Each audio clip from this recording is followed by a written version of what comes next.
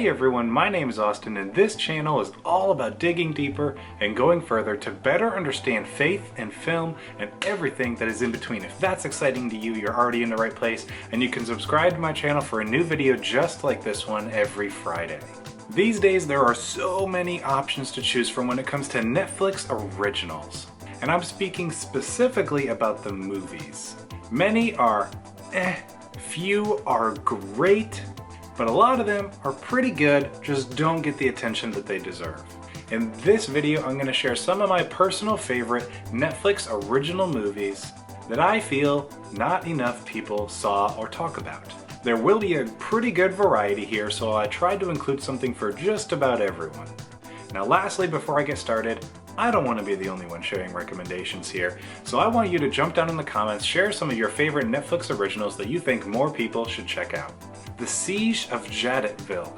This movie came out in 2016 and is a Netflix original about a military standoff between French troops and Belgian mercenaries in the Congo in the 1960s. This is the untold story of unsung heroes that were not recognized for their efforts and what they accomplished until fairly recently, actually. It's shown at the end of the movie. It is a great and inspiring war story that I really enjoy and highly recommend to anyone who's a fan of war films.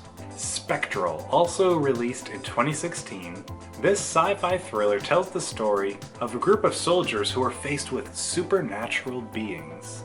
The catch is that these beings are invisible to the naked eye and can pretty much kill on contact. I've seen this movie 2 or 3 times now, and each time I find it to be an exciting and thought-provoking movie. If you're looking for a new sci-fi thriller to check out that's something a little bit different, check out Spectral. What happened to Monday? I know this is probably a common thought in your mind referring to the day of the week because it just takes forever to go by sometimes, but I'm not talking about the day of the week, I'm talking about the movie. Now this movie takes place in a world where everyone is limited to one child. A set of septuplets, that's 7 children, are born and need to avoid being caught by the government. But things become more difficult when one of them goes missing. This is another sci-fi movie, and it came out in 2017, so it's a few years old. And my wife and I went into this one pretty much blind. I don't remember if we saw it on Netflix, thought we'd check it out, or if someone she knew recommended it. I don't quite remember. It has Willem Dafoe in it, which he's always a treat. I love him as an actor. And stars Noomi Rapace from the Prometheus movie as all of the septuplets. She plays each and every one of them, and her performance is excellent as she has to portray 7 different personalities and characters that look exactly the same. It's a really cool kind of sci-fi action thriller and something that's different, which I like that Netflix kind of embraces stuff that's different. So if that sounds interesting to you at all, check it out. Always Be My Maybe. This one is quite new. It came out in 2019 and it was actually quite popular when it was initially released, thanks to having an incredible cameo with Keanu Reeves, which actually is more of like, he's in like 20-25 minutes of the movie, so it's more than a cameo. But I wondered how many people actually watched this. A lot of people saw the clip of the restaurant scene with Keanu Reeves' character playing himself in the movie on, like, you know, the Facebook and YouTube and stuff, but I don't know how many people actually watched the whole movie because it's nothing amazing or groundbreaking, but it's pretty good. It's a romantic comedy, and the movie as a whole is very funny with a heartwarming story and very genuine characters. If you're looking for a refreshing romantic comedy, look no further than Always Be My Maybe. Triple Frontier. This is another one that's pretty new, came out in 2019, and it was supposed to be a pretty big hit. But I think mediocre reviews kept a lot of people from watching it.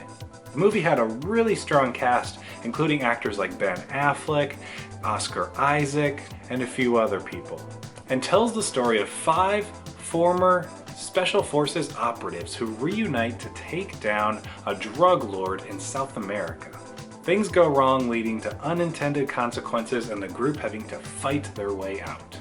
The first half, maybe first third of the movie, has its slow moments, but as a whole I really enjoyed this movie.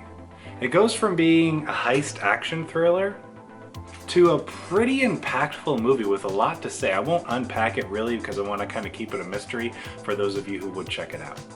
If any of that interests you, consider watching it. Outlaw King. This is one of my favorite Netflix original movies. It came out in 2018, and I think it was a good bit popular when it came out, but I'm just using this video as an excuse to talk about it.